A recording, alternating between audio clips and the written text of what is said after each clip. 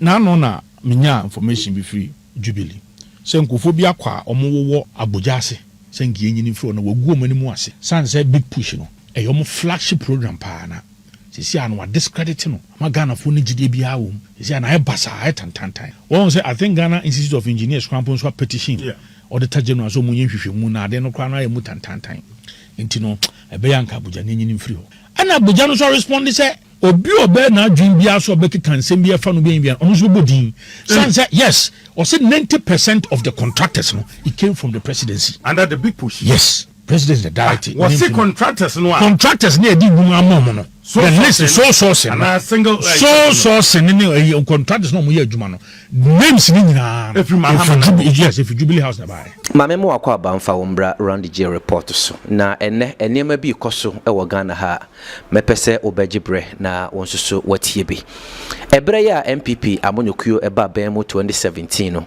wonom e de dwumadie bi ba ya wato ne din se the year of roads.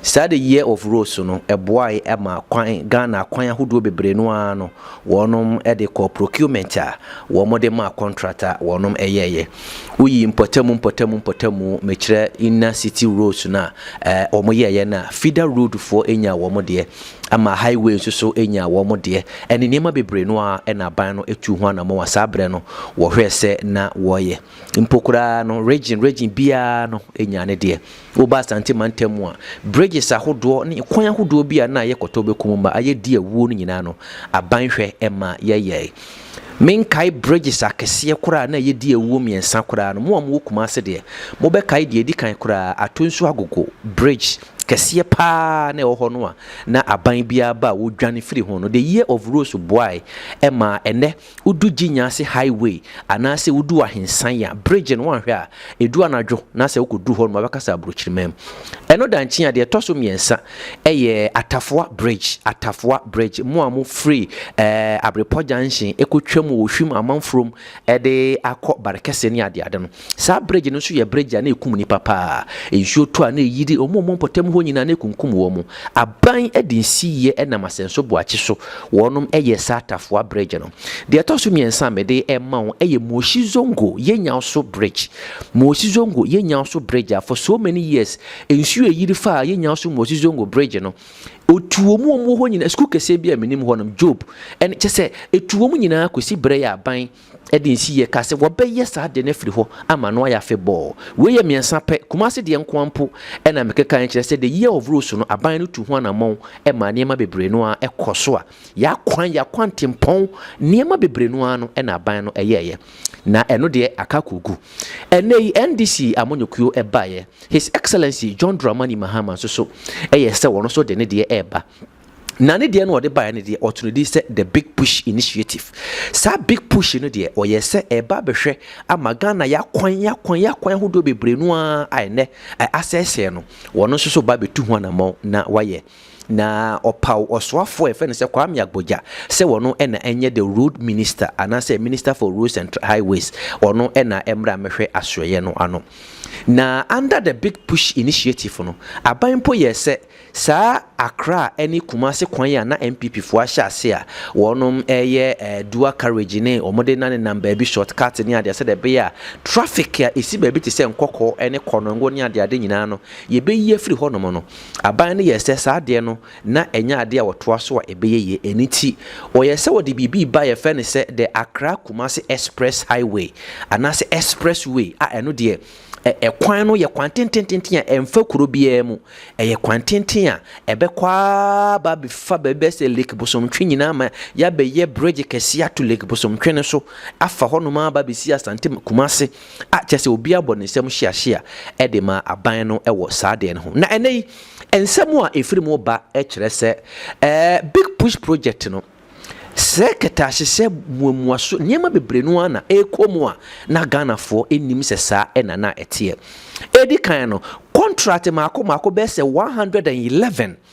ena abane de gu nkrata so a oyese ode ba be ma contract na 111 no emu be 90 se 87 aban no ede amas so sourcing ya ka se so sourcing no na kire se ode ama ankura bia na se obi a ono hankasa ɛde ne tumi anase ne bibia bɛfa mu ɛno ne de ɛnkɔ tender anase ye miem emfa ma obi ase mommra wa obetimi ayefa okrata bra da bi so se na kire se ye de ma wa na kire se wankasa e protocol bi e na wanya ne ye de ma wo no obi ampre wo no obi anche hwe wati ase ko ne koye na so emu maako be se 87 anase 90 e na ye so sena ye de ama NDC fo bi a ye se wonom ene nkonkoye na de ehom ha adwene kura ne sesebi enye se aban anya adwumadie bi no de ma NDC fo a pro anase ebon da bi na emom wo mo ede ma wo mo ye se obi wo ho no mpa ne company no wote ye no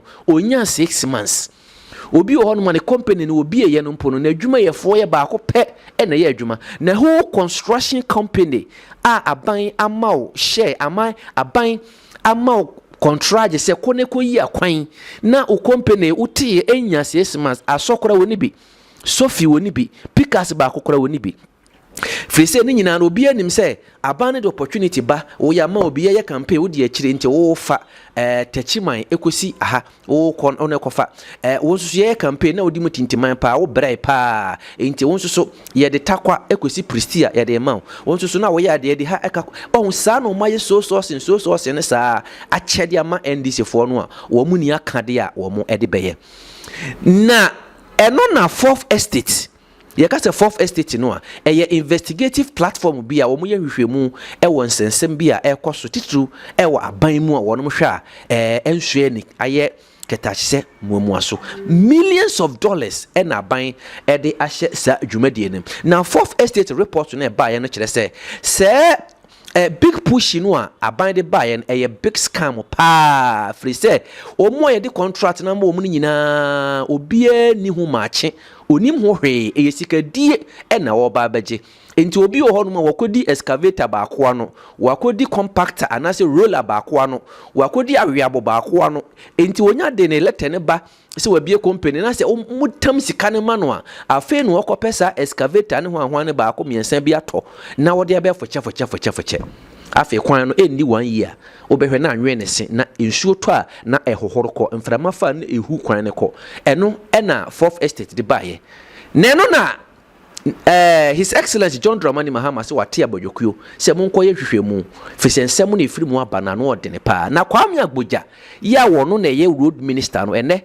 ya twini widididi edna ka kogina temu odwananim wono ne yesi e baba hwehwenu mu ye ba hwehwemu e de afa ne ho na ne sem ode atodwa ena ama NDC fo bi hu epopo ne sem a kwame agboja de atodwa no ama NDC fo bi hu e kire wo mo papa firi se wose wono no de sebe ontua sika mfa ma obi finance minister ne tua wono no de odago mo ba na oche no NDC fo ena ema ne saa tumi no se oncheche adwuma ne kakra enti se ne eho abasem na se mo frɛ wono nko aba begina ho de a se ebubo no na adwuma bono a mo a mudin wo mu bia protocol so ahodo asi edun ketia unipa a odo mo ba se mo magibie Julius Debra unipa a odo mo ba se mo magibie vice president unipa John Mahama unipa a odo mo ba se mo magi contract ni bi wo mu nyina ye bebu agbogya se obebu bo mu di mako na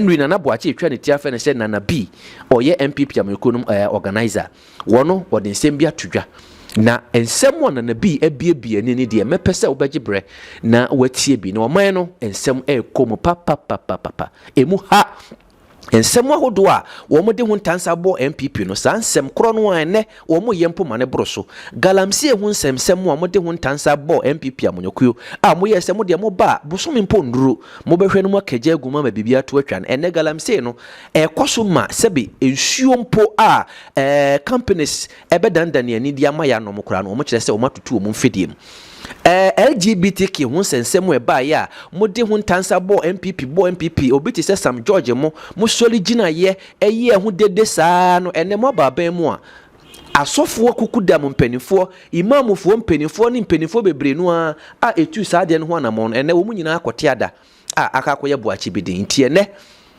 Nana B a kyerɛkyerɛ niema kyerɛ se NDC fo se o mo ye buya katapa yenti Nana B kakra enne so bi wo dwumadie bi pedi a ketasehye krono a ekoso road ministry a yafa na se so onya na no na menya information bi free Jubilee sɛ nkufo bi akwa ɔmo wowɔ abogya ase sɛ nkie nyini fro no wagu ɔmo anim ase san sɛ big push no ɛyɛ ɔmo flagship program paa na sisi ano wa discredit no ama Ghana fo no gidie bi awo sisi ana ɛba saa ɛtantantan wɔn sɛ I think Ghana Institute of Engineers krampo nso a petition auditor general so munye hwehwɛmu na ade no kra no ayɛ mu tantantan nti no ɛbɛyɛ anka abogya ne nyini mfiri hɔ ana abogya no so respond sɛ obi obɛ na adwin bia so obɛkeka nsɛm bia fa no bia ɔno so bodin san sɛ yes or said 90% of the contractors no it came from the presidency under the big push. Yes,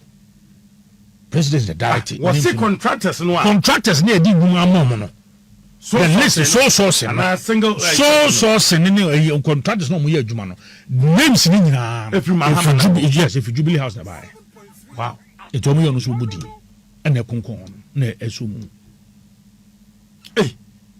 na nye sa ntikene president mu a udi code of conduct by sama oduma yani bi akrampo enkoje achede more than $200 ena nye unua play mu na ate na unua play mu a wote a wo se uyentua hwe na wo han private jet na de ko e ba kwa unum sika wotua dollars do so pu ena wotua so it's more than even the $200 so you have also accepted the gift. It's all already no rubbish with code of conduct now the buyer. And then your whole deputy chief of staff is also jinamo bi or deputy also no admin sako bomubi wa catch go bo for say $1 million contract yam fama me 11 million. One course sami jampi wo kwa asembe na okay na me hu kwampo no ye ne arrogant posture na o social media say na the company ne nya adwuma na and the company is in existence here adwuma na dey yes obi anu say he's been associated to that company and so what ni nkofo yi ya no social media but obi say is it wrong say you be award contract through single sourcing? It is not wrong, but how they bastardize it. And especially while we Miss Okai Yoruba example. Why not Ghana say women say you can the biggest hotel, not only in Ghana, but arguably even in Africa. Hey, Yoruba example there. One enemy experience when it comes to the hotel industry. Yes. One enemy. And so about a snit. A open bid. Some of the strategic partners for Labadi Beach. You ready to be biako. And we need look at the noise. And look at the noise a day in the morning be babashamu. Look at the noise. Ye who did it, Okujeto, ye who did it, can't some.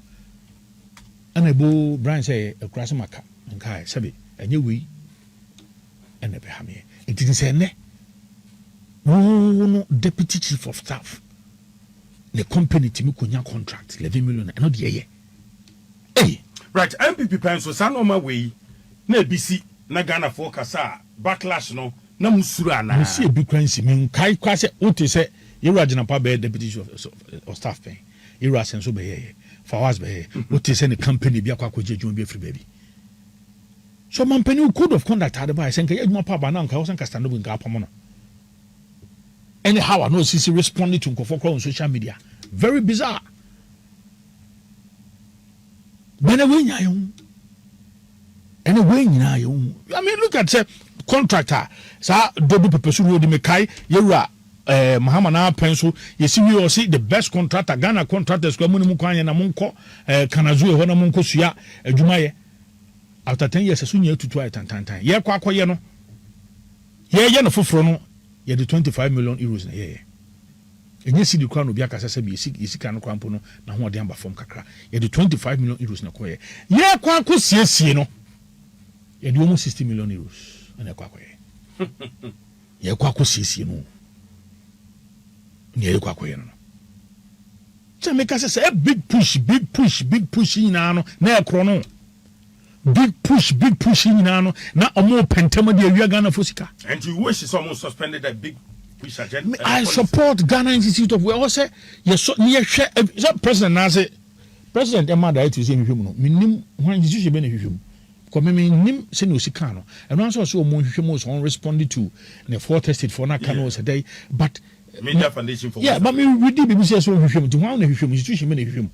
When if me chase because they make us say Abuja no and Kofon and Namasia Pesia Pamono. No, no, no, who say on only a Pamona. Yes, all the companies in Yano if you jubilee. And they had the brain. So ma we move companies or ma we move Juma. That means NTI antenna. Yes. Because Jubilee carry it you're out of 107 contract, 83 a single source. In fact, the BN one make open competitive tendering. The BN one make kakra na kan no me selective. Emu dodo na no omo no single source. Mo ho no. No ye press conferences ahodo akese ka se. In fact, omo kwado ngom so betwam. Mo video bi a okuje to se omo de mra be baba be man law no. Na omo jai single source na omo de just exceptions kakra bi ene beba. Bo ba na mo fa sa law na mai. But some of the value for money office bail. Oh, I know that no chese. Me hu ne che. Yesi ye wa ye be. Me hu ne che no chese. Oh, bo ni me hu ne che ne value for money de be. Ni hu ye no so ye no nye. Your laws or that. Your laws what mo so here. Oh my friend. Na ye me hin ne se ye pentema ye kwan na akwan the second campaign message. Yewura Kufuado akwakofa emema ne memanda ene mane manda ene diaba sesi e dia ye ba be semu o mo man da achi ne ye be semu yi e kan ya di tunkofo ene moba Yewura Mahama se o ya Assemblies of God ni fra sofo akese chocho wuro fra omo dan no se na Reverend Charles Owusu esu on studio a amisa mo frɛ no osu sɛ Yewura Mahama di ni hwamo ɔmo di ni sɛ gu ni so sɛ hwe anointing oil sɛ gu ni so sanse ɔno no sɛ ɔyɛ Assemblies of God ni na nkyerɛkyerɛ ne deɛ ɛne LGBTQ++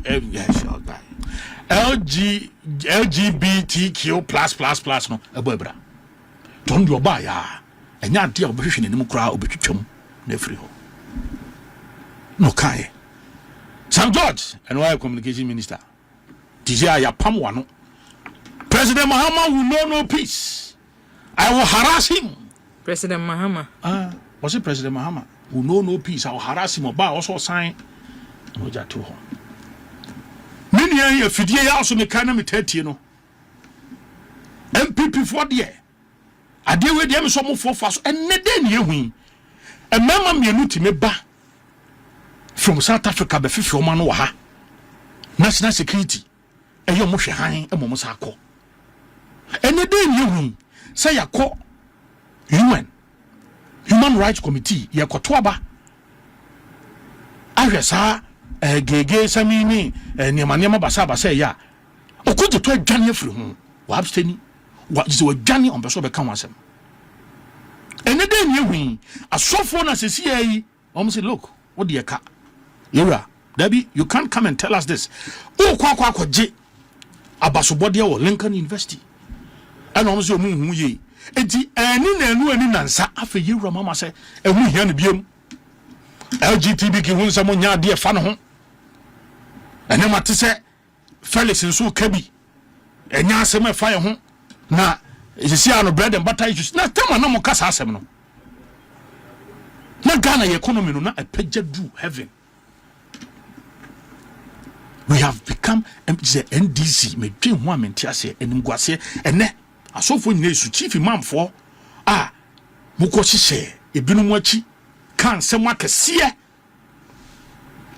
ene omunye ni maguase eno amiti Reverend Charles ade ba ko gina so de to aba e ma President Mahama ene ne stance a obeka kire homo ewo LGBTQ++ yi no say tie Yewura Mahama e ka kire say ne hu hia ne biem no twa ne nsunum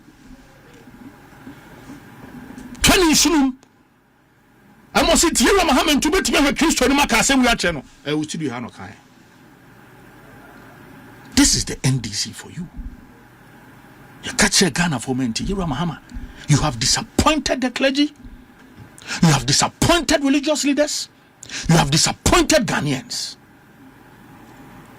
Omu yo mo say Yewura Akufo-Addo na say Yewura Akufo-Addo on so many occasions so making stands very no. At the time bill no said bill no kran man be do ni nchen kran po Jubilee House. Yewura a court em say Richard Sky na the court e no ma na Asante bedi chokata say bill no enya bedru ne ho asem no afa bi e wo Supreme Court so munya kan wi na bill no bedru no is going to take action or the krata ne by no choka sa and no so musa afa chi say di hu ntro kekan sem bebre na babia na nado danko akufo ado hye bia ho ohun tokwa ko a nyame nko bi ma ene nyame na ekoma no yewe Ibrahim Mahama or capacity no or nobody is doubting that or capacity no yemanenye president nua na oni capacity no na eya na misa ko tiro Mahama biem o se na nado danko akufo ado empower ni nua no so mo bewia Ghana sika no mo fa hwe no. No, this should not come from our former president and the flag bearer at that time. Interview. A body and quan as I am yano. A body bo gabidin. A bo bumptidin. A bo Nana Santibedia Tudin. Say I say one. Wow. So by that same standards, and I want to win your play. Oh, Koba. It's only so Jessica the show. Asempa FM. Yeah, you see. Amanye semontino ye kan semo a ena hwese wo nua pani obehia wo ko wa becha ofefe because beyond politics yes I am your for side family e bodin so mu wiesika e de maw tene wo nua so wiesika de maw na se wo tini play wow code of conduct ade bai wo se ye no bia anje gift more than $200 ade esi ntuakai Adiesi into okay. Thousands of dollars. Those who because oh higher. Thousands. So if it is a gift, thousands. It took what breach wow code. What breach wow angasa code. Today na wabe asem da wo because see ano Ghana for so peja Ghana mines dia ma wunia. Baby kwan me kai ye rabran champion there. Any asem ma me nua Erika ye. Man name is Ghana ha. You can the biggest hotel at Rabran champion there. One name is Brandon Champion. He's been into the hotel industry for so many years. One name. You're Brian. We're quite a young. I have hotel no more diamba. So be our person back for partnership. Trobra. Or Trobi. Or Ko Rini. Almost see or no. Nipo no minister wa agree ko hwe no ban so no. Yes, we no peja no ho abasnet na we betena senate board so and what so say yemfasa hotel we man. Then how can we also say president there ukwa na okuta absolute control.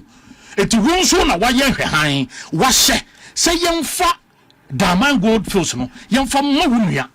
Na wunua so nye sika pudu wom no mfa mehwe. Is that the same standard we are setting? And so we now politicizing so now restaurant no. Omoduan ye superb. O pesi food pa consume nam. Oh, so monam o cantonments kwan so a. DVH o branch ya.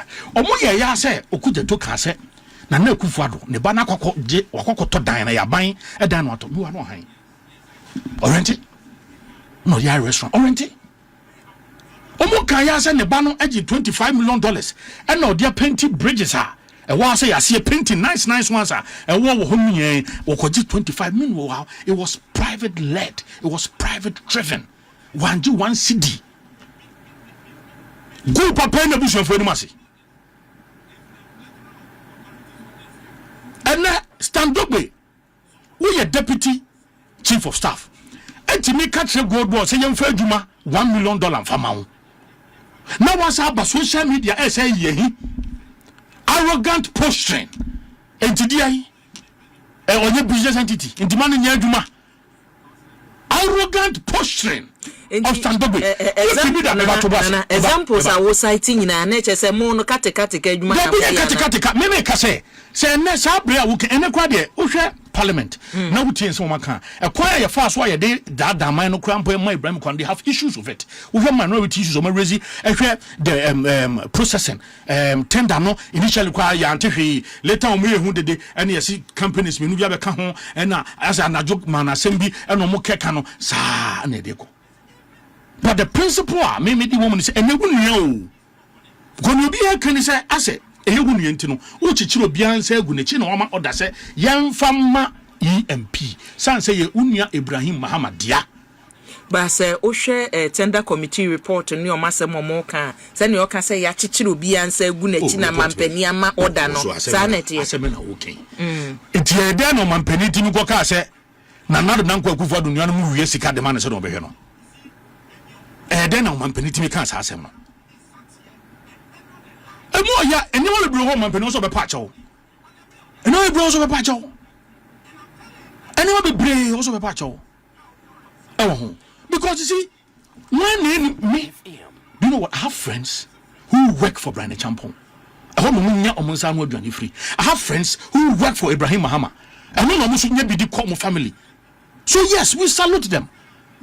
But the thought that's Anyama ye and in Sama Yaka. And that's one. Because as a beer canon. Go to the streets. Oh, Nini and ya chinchim of Yansa, ya German. Oh, Nini, oh, ni say, and ye tam Ghana, Japadina, the Ibrahim. Oh, as mo be a canon. But I would have assumed a posture now. Say, Obiye, Ghana ni businessman. Na Obuama Ghana kwa economy no kwa pija. Eka etoda en someone ye can ye hwe ni. Ije na mampani ka se Gabia kwa wiesike e ba ya kwache no. Ya Gabia kwa wiesike yi a ode ma na nadan kwa kufodi. Tina make say hwe ne fe se me hu mfoni a unua pani na nado dan kwa kufodi excellency abakwa onu wate so mampani wo ho no no atu ne namo no apa ho no chiaw. Bi wa na anu bi nsema am kafa no ekotro ejapade book. Amanyo semu tike kan samba basa. Guni pa hu fini na busu afo hu nya fi.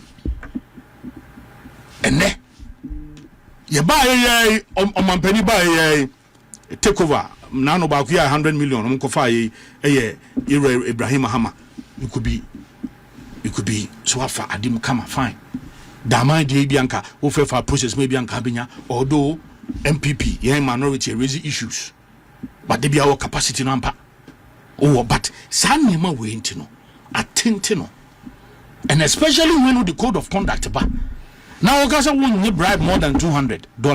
Now what you play you can't na fellas are justify. What are you talking about? Not be justify. Nana mami na wase. Kashin kakra. Nidi kan this year alone, first 2 months of 2016 no.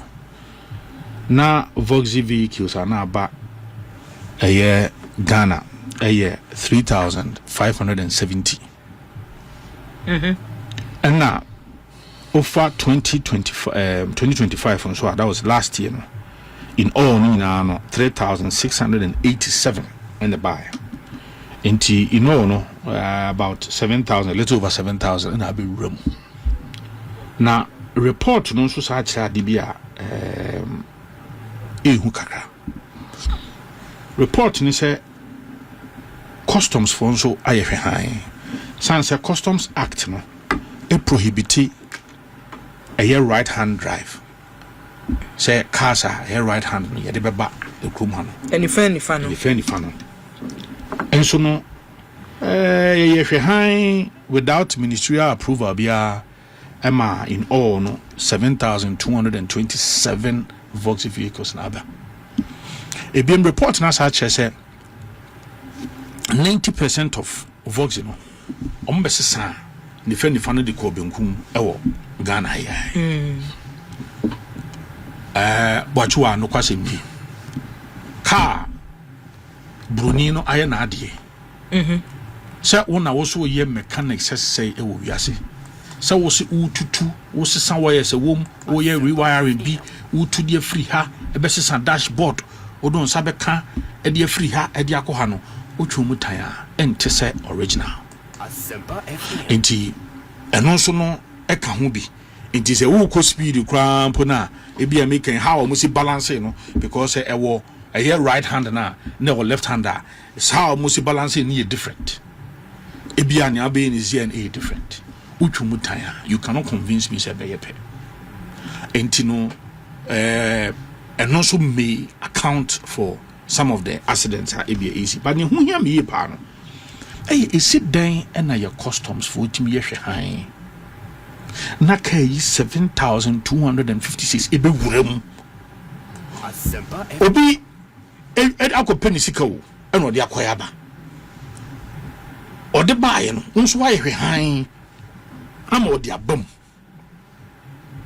because yɛsɛ 90% ɔmbɛsesa no wɔ ha sɛ nka yɛyɛ kwa na nka bi ankɔmɔ asesa no wɔ ama no ne dadansa na nka ɛba mu deɛ a nka kasa no bɛsesa but where the 90% ɛyɛ ɔmo report o amaleba report yi na me hwehwɛ mu bi sɛ 90% ɔmbɛsesa no wɔ ha it ɔmbɛsesa no meaning sɛ na ɛyɛ right hand from port customs for ehu eti you see se bibi san so dia and ɛwɔ sɛ ɔmo yɛ hwɛhan no so no they must answer certain questions wotie ni ɔmo kraba na asɛm ɔmo ka enye na asɛm ɔmo kyerɛ sɛ mmara no wɔ hɔ na sɛ yɛ enforce ne deɛ enye adwuma efiri tete enti ohwɛ vits kra na ɛno so so so you cannot punish the importer on the car na ba no when wa omu no unkofo sɛ nkomo hwɛma eba no ma nyoma adwuma yi a you can't punish them now eti omo ni omo engage ebia long distance bi na bi omo kwa emwa ɛna in fact not only customs for kwa also hear report no kwa na q or see DVLA registers converted vehicles without enhanced inspection required under the road traffic regulation eti DVLA kwa so no ɛho asɛm yi mu so esi de na DVLA nso no etimi yɛ such omo license cars ya abro omo nye enhanced inspection tonight said they have also been indicted I minimum de ha me kakra sɛ obusa opani sapon wantimi anya anu yi papa ma sɛ yɛsɛ wo nkɔfo na ayɛ hwan ama cars yi mu 7,200 ababe wuram obusa no am so katro sɛ ɛhɔ de baby operator ye no sɛ okay bibi sɛ na nsɛntem transport minister directive sɛ fa carry excavators yabane eno no say efri ho ba ebo mo wo madwuma yomu what in your okay say and the directive na banti say fan say minister ka say efi sabi call vox no me emfa mabio na say ono na makora no no akoteki action bi I say no but that is what I'm trying to say is if emra no e kire say me emfa ma emu aba be wura na ebusa mu asɛm a you don't say oh dear honey dear one said them home feed baby bibi free about emra but said them so no tiase over the years realize emra enko it is obinya the remu dia the recommendation will not be say ye bane 7,000 cars be bane ba mu na mo ya lawyer fo say emra wo ho na emra no ye enforce ye implement emra no na dako ye shoyi ka say ye be enforcement no a yetim ka say ne wa ma me dia ba wie nti ne yetim ka say enforcement ne sa bru be ye that is why me ne Eric Bayer adwin say at this point also wutimi omo because already no one so you are complicit in this matter so once at least two important institutions customs any DVLA are register omanya enhanced inspection according to the report no then the best thing is that you cannot let the importers or the owners no suffer say no 7,000 ya ban ni nyamo nya adwuma make bi akobobo sian no de kotoye eno abeda ne ani nti eno anse anyisia isia no